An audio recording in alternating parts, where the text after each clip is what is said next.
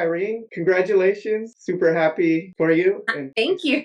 how we start these episodes is like a little intro about yourself. I know a group of you that you went to law school with. I've met a few of you. Another one in the group, I don't know if we should say her name, but she passed as well. So that's really great. And actually, I was telling my daughter about you three. Uh-huh. And I was saying, yeah, hopefully they all pass and we do like this three of you in the screen talking about the experience and the journey. I know that you're working now very closely with someone, so Yeah. please. My name's Irene Nunez. I work with my family. My dad is an attorney. He does criminal defense. We have a family practice. My dad's been here about 45 years in the same city in Huntington Park. My sister's also an attorney. She does family law. Oh, I didn't know about her. Did she work with Yes, we all work together. family business?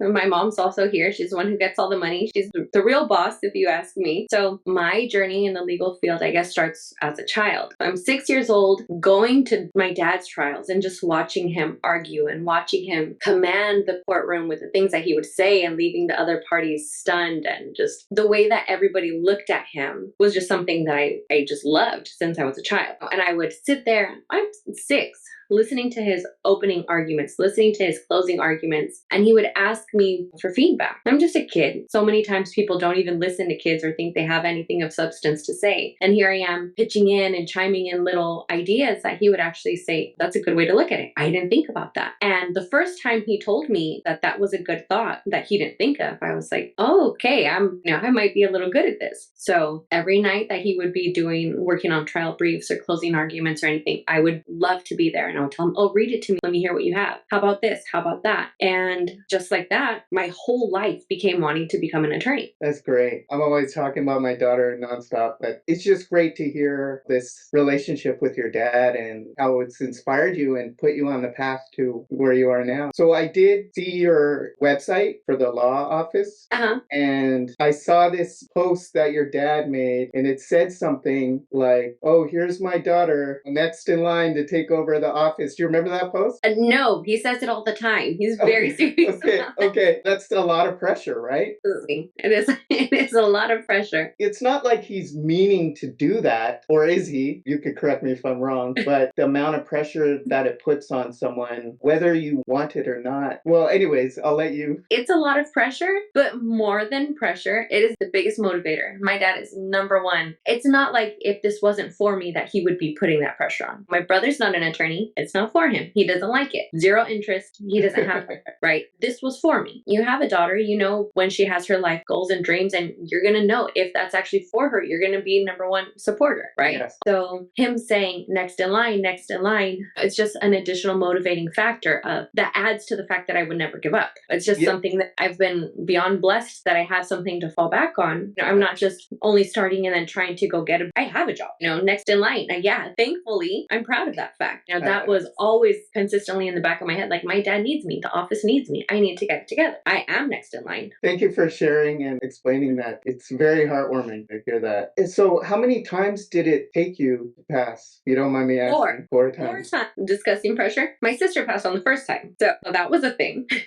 Yes. Only to me, though, because everyone that's actually taken the bar says it doesn't really matter. You pass, you pass. Yes. And once you pass, nobody cares how many times it took you. But it took me 4 times. Right. And that was disheartening and that was rough for me because prior to that, I had never really failed at anything. So the bar is so many things. It's definitely a humbling experience, right? Like, I have always excelled academically. I'm not proud to say, but with very little studying, things just came to me. I have a photographic memory. I can repeat things almost verbatim. And I've just always been that way. So one thing too, I was looking back at our emails and there was somebody in the group, she goes, well, I know Irene and she's super competitive. And then I said it back to you too, and we were joking about it. And that competition is something that's really great too. Not to talk too much about the app, but that's the way I've done the app, like where you could see where you're at in the cohort. So that's what I loved about the app. That's why I actually joined the app. Once my friend said, you can see how other people are doing. Okay, I want to know how everybody's doing. I want to know where I'm at in comparison to everybody else. And then that will push me because I am competitive. competitive, you know?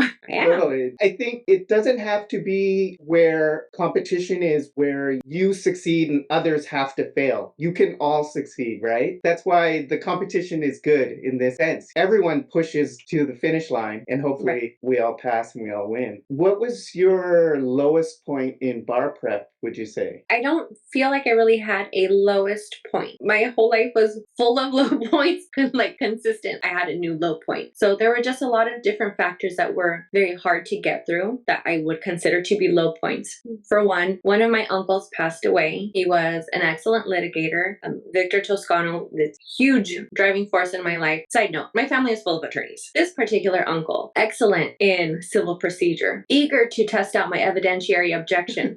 Probably the reason why I did well on products liability on this bar exam. These are his field. And he was so very proud. And like in tears when he knew I was taking the bar exam. And he passed away. And his funeral was one day before I sat for the first exam. And that was very hard for me to focus on. It was harder for me, the fact that during the funeral, I couldn't be as available to my family as I wanted to be. I couldn't be as involved in the funeral as I would have liked to have been. I couldn't even stay for the full funeral. The exam was the very next day. So these are certain low points, just family things, life that you just can't avoid. And you have to just keep pushing. I have carpal tunnel. I have tendonitis, tenosynovitis. There were quite a few times where my hand would literally just like claw up, and typing was so hard. I remember one time specifically that I was writing essays with one finger, just plunking down at a time. That was a low point. And you have to keep pushing. You have to. There's no other option. Then there was a time, a week and a half before one of the bar exams, where my computer completely gave out on me. It's called the butterfly screen. And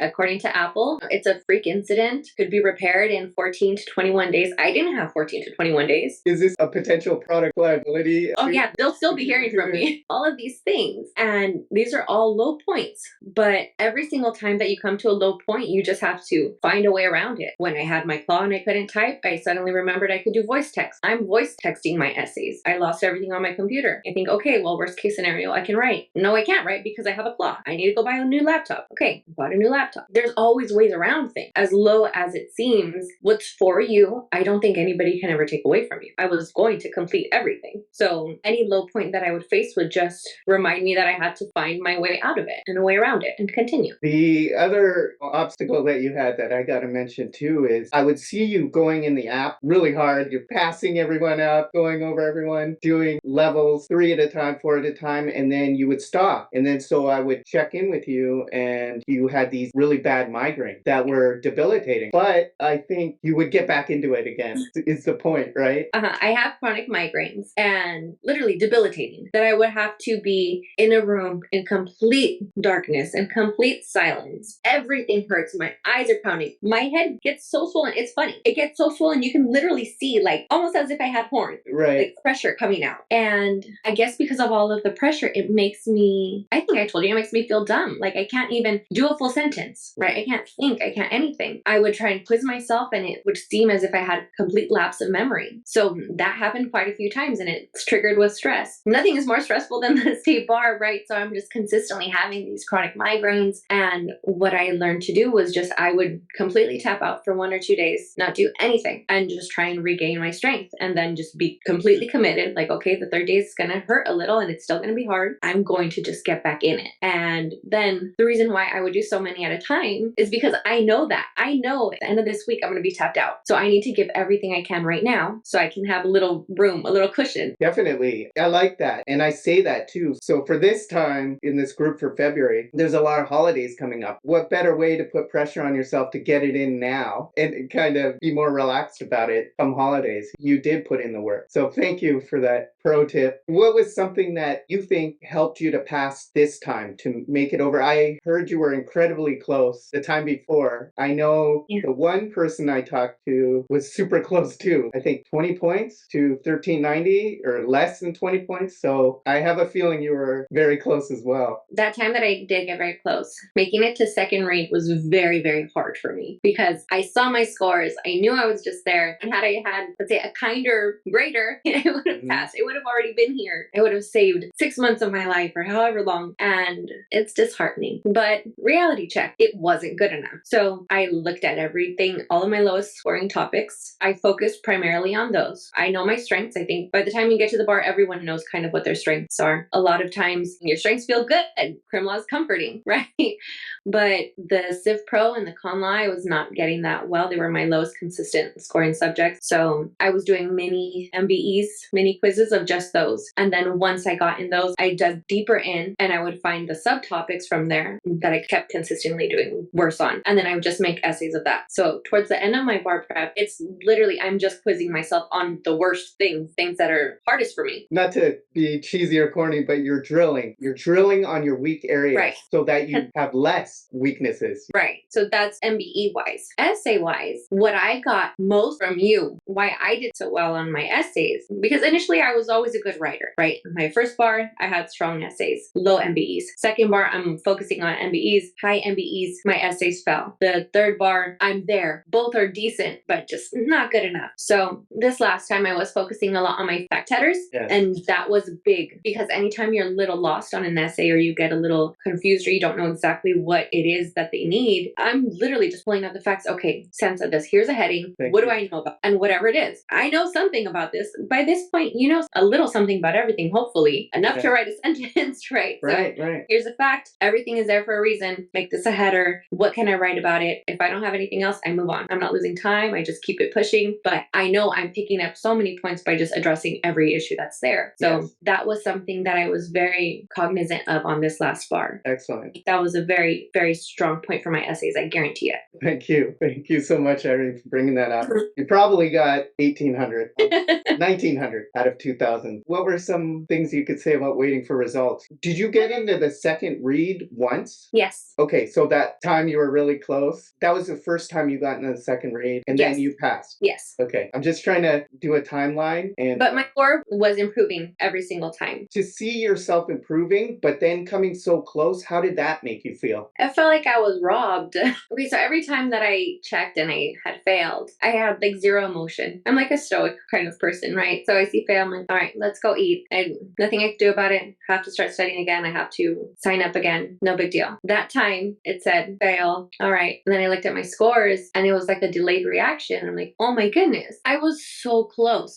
I cried that time. I was so close. I could taste it. First time you cried, right? Yes. It was because you came so close. Yeah, I didn't cry. I was, Right. and I was like, I was so close. And it was just for like 1 second of pissed. I'm just so mad. I was so close. But I just feel like so much is about perspective, right? I cried for 1 second, like ghost, like one solid tear. And then I smiled because the next one's mine. That's it. And it was. It and really was. So you fall, you get back up, stronger, faster, every single time. So the time period of that, my sadness or, however I felt, it was quickly replaced by the pride and the joy that I knew I was going to make the next one mine. Strategically, if I'm going up leaps and bounds every single time, this next one is mine. As long as I don't stray from what I've been doing, the next one's mine. That's it. So seeing second read was a little hard, but it's super motivating. I think the anxiety for results also goes up because you're so close. You're even more stressed out. When I was waiting for the results all the other times, I was super stressed out. I was on Reddit like a maniac, like 10 times a day, and okay, advice for people taking it, stay off of Reddit because nobody knows what they're talking about. And you get in your head and you start doubting yourself and you just don't need to be there. What's done is done. You have no business trying to figure out things after the fact. Before knowing that I passed on prior occasions, I would be on Reddit. I would look up all of the bar exams on YouTube. Whoever wants to dissect it, whoever wants to discuss it, I'm tuning in for hours at a time, listening to what everybody has to say about it. That was before. This time, surprisingly, I didn't even know what day results came out. I gave it my best. I studied my ass off. I prayed about it. I knew this was for me. I knew it was going to happen. I knew when it's my time, it's my time. There was no doubt that I was going to get it at some point, and I was fairly confident that it was going to be this time. Everything about this bar experience was just different to me. From the minute I walked to the building, I'm kind of funny. I go off of vibes and feelings and stuff. I took my exam at a new location in Ontario. Prior to that, I was in Pasadena. The new location, I saw it. It made me smile. I walked up to the building and I put my my hand on it, but I just took a deep breath and something inside me said, this is it. This is the time. So I guess you just have to really consistently believe in yourself. Like that was me telling myself, you've got it this time. So I just went with that. Right. And I did feel like I was going to pass this exam this time. But of course you can't say that because whoever knows, I thought I was going to pass the first time. Just to speak a little on Ontario versus Pasadena for the Southern California people, I always took it in Ontario. I know that building in that area and that Doubletree, shout out to Doubletree, a little too well. But the great thing about Ontario, there's nothing out there, and it's just this convention center and the airport, and you're just there for the bar exam. And everyone else that's around there is there for the bar exam. So whereas I heard Pasadena is kind of very busy. Oh, it's Pasadena, right? Pretty close to downtown LA, just up the 110. So I guess what I'm saying is, even though Ontario is the last place to fill up, The vibe at Ontario, so much better. yeah. Everything about Ontario is so much better. And Doubletree gives you cookies. So yes. The parking lot is connected. You just walk over. It's just very chill, and they're used to all these bar examinees, so they put you away from the pool. A nice breakfast. I just wanted to say the positives of Ontario because I know a lot of people get bummed they don't get Pasadena. I just wanted to mention that. I feel like the Ontario location is much bigger also. There were several rooms. There were quite a few people that I found out actually tested in Ontario and I never saw them. So that's how big this place is. Yes. In Pasadena, we're jammed packed in there like little sardines and everybody looks like a zombie and everybody's miserable and crying, and Pasadena's a little sad, I think.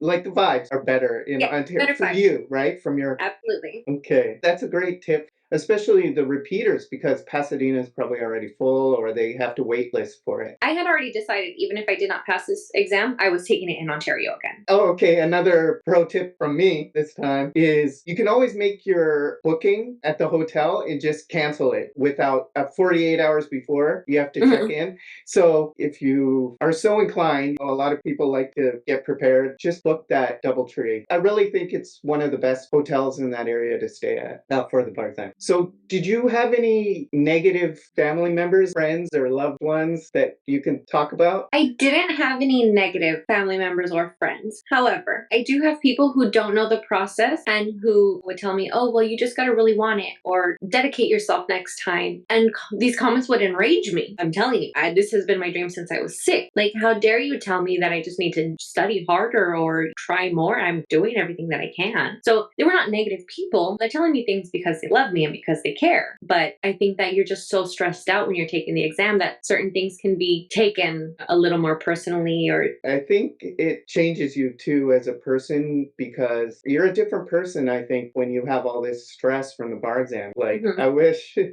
I could go back and tell everyone that wasn't me. This is more me now, you know? So we're here on the last question, right in time, which is good because for the bar exam, not to be annoying bar prep guy, but you kind of have to work with the time you're given and get it in. And that's what we're doing with this podcast because you have the heart out in 5 minutes. So is there anything you want to say in these last few minutes to someone that's studying for the bar exam in the future? okay, well, first, congratulations. You're taking the bar exam. You've made it this far. That's awesome. You have to study hard. The bar exam is quite a beast, unlike anything that probably you've ever done before. But the bar exam's a beast, so are you. Something that I did was consistently, I envisioned myself passing the bar. I envisioned myself getting sworn in. I envisioned myself graduating from law school. That person would already be there. You just have to keep setting goals for yourself and know that you are going to attain them as long as you don't give up. Sometimes you fail the exam. Sometimes you miss bubble, or sometimes a lack of sleep, or sometimes you just can't focus completely. Sometimes you know something and it just is not there momentarily and you freeze up and you walk out of the exam and everything comes to you and you're like, man, that sucked. You know, that happened. But you can't give up. You just have to drill consistently. The drills is extremely important. Everything has to be drilled in so strong so that even if you have a momentary lapse, which I had several times, then I would move on and it would come back to me, running back. Let me type this back in. As long as the information is there, it will come back up. Bar exam, stressful. Breathe,